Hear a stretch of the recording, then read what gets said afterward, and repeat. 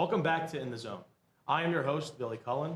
With a major loss in the world of golf, Super Bowl 59 now in the past, NFL honors, and much more, there's a lot to cover. In the Zone starts now.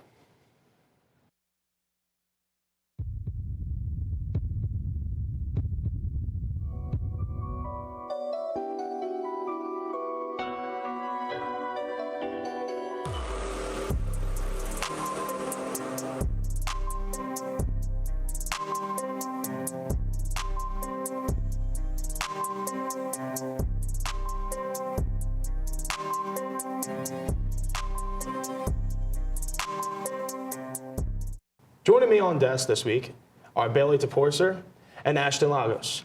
We begin this segment with a new evolution in the world of golf. Tiger Woods, arguably one of the best to ever play the sport, has withdrawn from his own Genesis Invitational at Torrey Pines Country Club due to the passing of his mother. Woods has not seen the PGA Tour stage since the Open Championship this past July, and has only seen the spotlight since the PNC Championship alongside his son Charlie. Bailey, do you believe this is a sign for a closing to Woods' career? I think we have slowly been seeing a decrease in how often Woods has played. He's gone through a lot of surgeries, a lot of medical issues that has made it so his body cannot recover, as you're seeing some of these other players like Scotty Scheffler, Rory McIlroy be able to recover. So I definitely think naturally we're seeing that decline, and he's made statements on that. He's made comments on that in the past. I think that right now, the death of his mother was fairly sudden. It wasn't something many were expecting. The Genesis Invitational, he always plays in. He hosts it. So this was, people kind of didn't know if he was going to withdraw or not. He had put out a statement after he said he was going to withdraw, saying that he was hoping to compete because it's what his mother would have wanted, but he's still trying to process that loss. And I know that was big for not just him, but his family, the golf community, who has kind of grown up seeing him with his mother, even since he was very young, winning major championships. Now, I do think that he's not going to win again. I don't see it happening. I know Tiger Woods has kind of put pressure on himself to win one last major. He kind of has said that multiple times. His goal was to win one last major, and I just don't think he's able to keep up anymore. I don't think he's able to play to the capacity that somebody like Rory McIlroy, even Bryson DeChambeau, whenever they come back for the majors like that from LIV, and Scotty Scheffler, they're just playing so well. And there's so many players like Colin Morikawa, Ricky Fowler, who are still kind of growing their potential and who have won in the past. I just don't think he's able to keep up anymore. Yeah, I mean, Tiger Woods has built one of the greatest, if not the greatest legacy in the sport of golf. I mean, he's been playing since, probably before we were even born. And the fact that he even still has the opportunity to continue to play is still remarkable. What are your thoughts, Ashton? Well, obviously, I love Tiger Woods, but hearing his mother pass away is pretty sad. Yeah. Like, it's very sad. I was a big Tiger Woods fan, like, when I was, 6 years old. Obviously, I love Tiger Woods, and for his mother, may he rest in peace. Yeah. The end of the football season is upon us and ended in an unfamiliar fashion. The NFC champion Philadelphia Eagles put the pedal to the metal, getting out to a fast start and never looking back. The Philadelphia Eagles defense played a huge role in the job of limiting Mahomes as they put the Chiefs in a 24-point deficit at halftime, with Mahomes throwing 2 picks, 1 pick six to Cooper DeJean. Super Bowl 59 turned out to be a dominating performance as the Eagles offense punted the ball only twice and controlled the time of possession. Ashton, what did you think of the Eagles bringing the Lombardi back to Philadelphia? Well, in my opinion, I'm a big Eagles fan. We all know this. But I think that they deserve it. I think they deserve it. Like, in the regular season, they've been dominant throughout, even better than the Ravens. When Cooper DeJean did that big tackle on Derrick Henry. And I loved watching every minute of it. And the halftime was spot on with Kendrick. But the thing that I really think about the Chiefs, they throw to Kelsey and he drops it. That's not likely of Kelsey to drop the ball. No. And DeAndre Hopkins, he was wide open, didn't catch it. He's like Tom Brady finger hands out in the outfield. That's what my verdict is. Yeah, I mean, just to stay with Philadelphia real quick, I mean, on both sides of the ball, they just absolutely dominated the field. I mean, the Eagles, even though Saquon didn't have the rushing stats that you would have assumed, I mean, seriously, there was not many times where Jalen was pressured. They just kept having these time-consuming drives on offense. Jalen was finding the right guys. Other than the interception, which was a great blitz by Nick Bolton, other than that, he played very well and was deservedly so to win the MVP. And the defense was also deservedly so to win the MVP, sacking Mahomes 6 times. I don't think I've ever seen Mahomes get that flustered in my life. And the fact that the Eagles on offense, defense, and special teams, Jake Elliott making the kicks, that's the best the Eagles have played as a team probably I've ever seen in my entire life. And I know you'd absolutely want to hit home on what went wrong with Kansas City. You know, I'm on here as the Chiefs fan who's sitting here very sad about what happened here at the Super Bowl. Mahomes, my favorite player in all of football, broke my heart. He did not play well. I think it was probably one of the worst games I've ever seen him play. I've been making the joke that I believe Mahomes should have won MVP for the Eagles because he truly did more for the Eagles than anybody on the Eagles did. I will say, really great for Cooper DeJean to make his first touchdown on his birthday in a Super Bowl. You know, I think that's going to be a moment he remembers for the rest of his life. Oh, yeah. I think at any of the Eagles, that's going to be a really big moment for them, and that they're going to remember that moment for him. I think that the offense overall in Kansas City struggled. Yes. Between Mahomes just not playing well, and then Kelsey not catching, and they couldn't get it rolling. And with them, I think that they needed to get some more points on the board in the first half to have a chance at coming back. Having such a big deficit going in that second half, you and I were kind of talking about this earlier, that I've never seen that bench sitting there like that. They were so almost down in themselves, and that's not something you see a lot in the Chiefs bench. And even watching it, I was sitting here going, you could still come back. This is your chance. Come back in the second half, perform well. Be it they had those 2 touchdowns, but they weren't confident. They weren't confident in that second half. I think they knew that this wasn't going to go their way, but they didn't really try to come back, which definitely hurt them. Yeah, and just to hit home, I want to get a question to you, but I want to start off with you.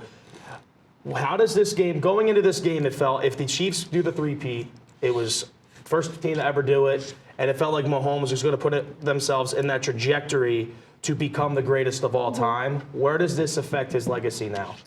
I think it's kind of put a slight halt on that. I think we're going to see more in the future. If he's able to come back and win another Super Bowl within the next year or two, I think we can put his name back in that ranking. I think that if he would have won, it would have solidified that for him, being the only quarterback who's really ever done that. Yeah. But I think that right now we're going to have to put a pause on that title for him. I think that's fair, but now we got to shift back over to Philadelphia. Where is Jalen Hurts' legacy now that he is a Super Bowl champion, is a Super Bowl MVP, and he's only 26 years old and he has plenty of time left to go in the NFL? To be fair, he kind of loved it when he got that award, honestly, because he would have looked up to the Lombardi trophy, and the guy was so happy. And then I seen something when they were eating cake, celebrating Cooper DeJean and Saquon's birthday, which was kind of hilarious. Oh, yeah. Kind of.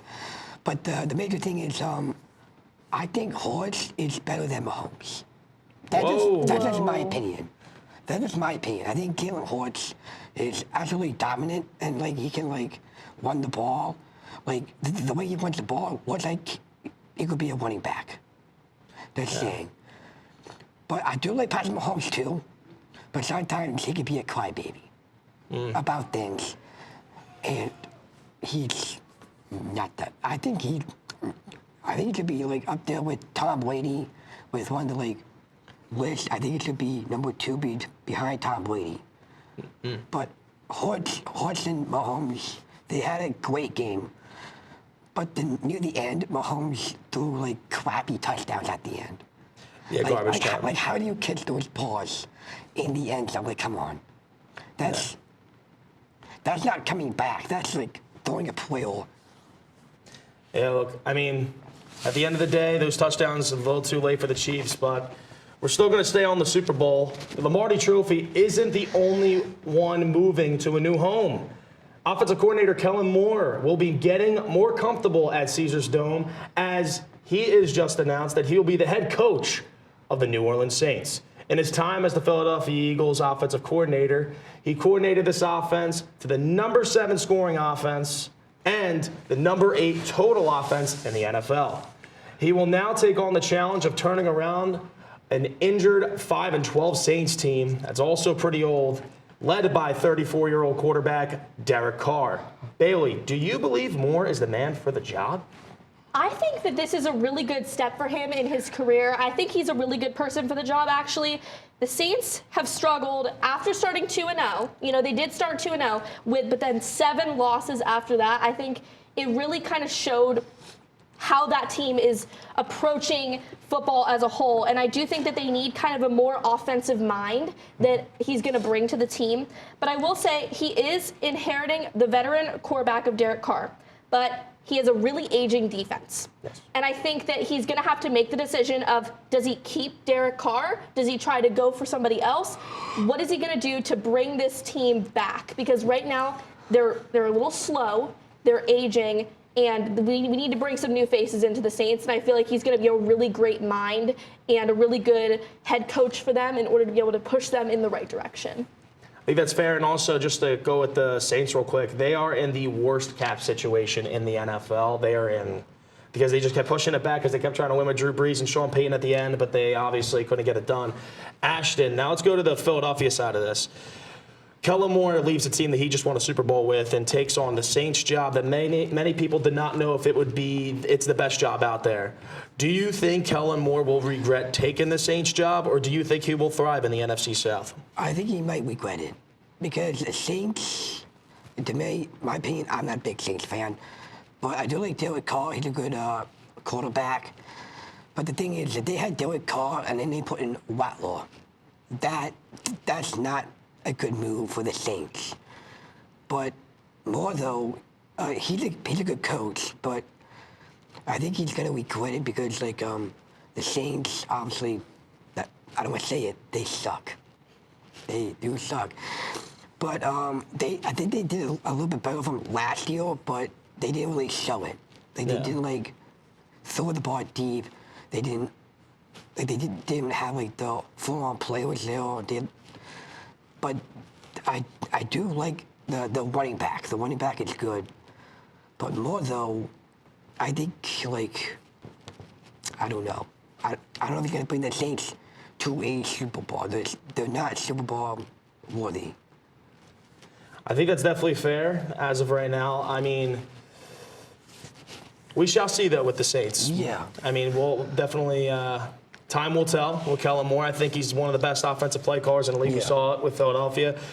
Definitely going to have to lean on the run game down there. And hopefully at some point the Saints will be back to their high-flying ways like they were with Sean Payton and Drew Brees. Speaking of high-flying, we now send it over to Kevin Lynch for the latest in Marauder Athletics. Kevin? Thanks, Billy. The Millersville softball team started their season 0-2 with their doubleheader against Goldie Beacom last Friday. In both games, the Marauders were short 7-8, with senior Kendra Bumgardner gaining 3 runs and batting 4 hits. In addition, Millersville sophomore Carly Vaughn scored 3 hits throughout the game. The Millersville softball team will face off in a doubleheader at home against the Jefferson Rams on February 18th as they aim to achieve their first win of the season. The Marauder women's lacrosse team are scheduled to have their first game of the season at home against Wilmington University on February 19th. According to the PSAC preseason poll, Millersville is predicted to place in the 5th division. We'll see how that plays out next week when the Marauders compete for the first game of the season. Millersville's ice hockey team had an incredible win on Sunday night against Penn State Harrisburg. The Marauders defeated their opponents 5-2 during their senior night game. Millersville senior Cole McCulley scored 2 goals throughout the game. His first goal marked his 100th career point, and his second goal being an incredible power play. Millersville senior Dylan Schroeder scored 1 goal, which helped him achieve his goal of having the highest save percentage career in Millersville ice hockey history. We wish the best of luck to the Marauder ice hockey team as they enter the playoffs. Now we're going to send it back to Billy for a recap of the 2025 NFL Honors. Go Birds! Thanks, Kevin.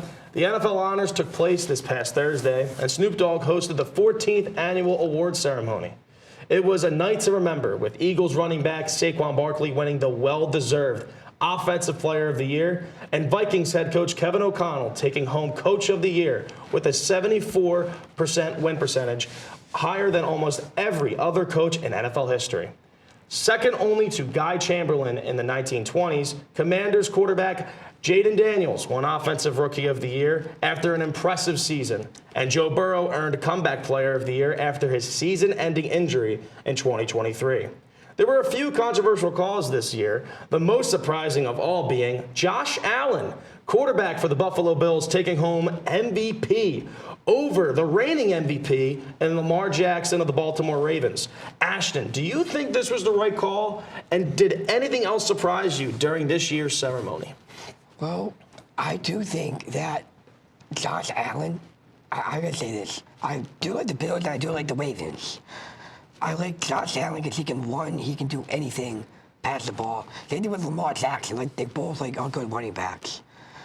But, sorry for Jack to hear this, but Josh Allen does deserve the MVP. That's just my opinion. Because Josh Allen, he can really like he's a nice person, great personality. Same thing with Lamar Jackson. But Josh Allen, I love him. He's like my favorite quarterback in the NFL right now. Because obviously, his grandmother died and he played football, which was pretty nice. But the biggest surprise I seen was Jaden Daniels getting the Rookie of the Year. He's actually one of my favorite rookies in NFL history right now. He's insane. I was watching the Lions and the Commanders game. I thought the Lions were going to win.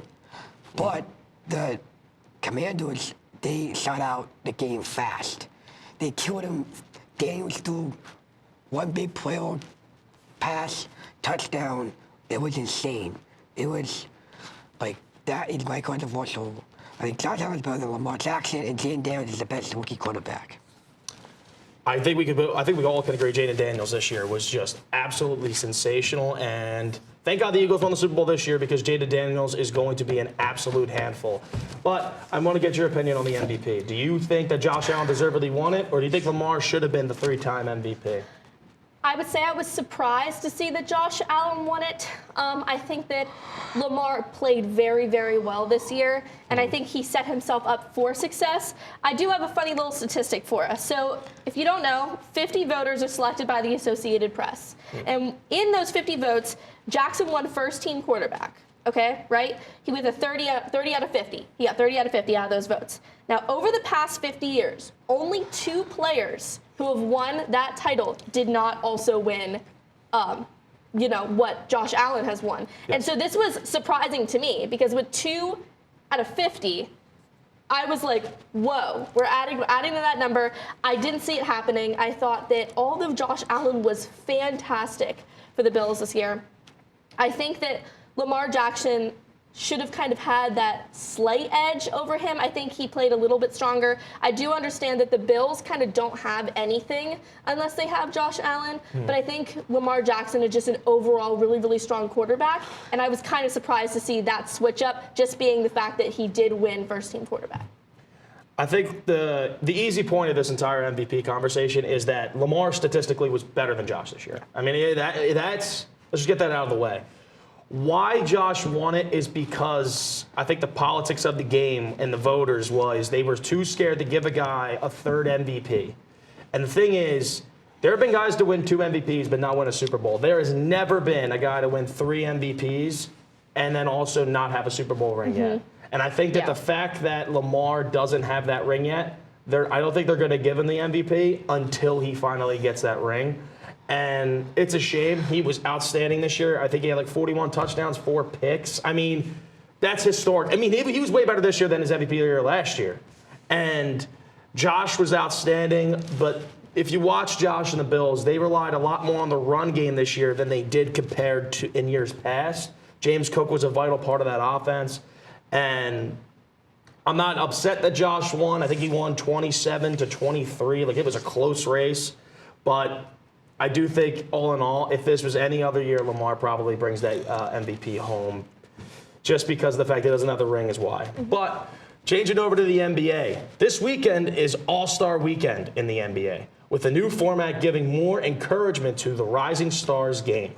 The 24 All-Star participants were selected onto 3 different teams, with the winner of the Rising Stars game taking the 4th spot. The Rising Stars game, consisting of first and second year rookies and G League standouts, will be played on Valentine's Day, February 14th.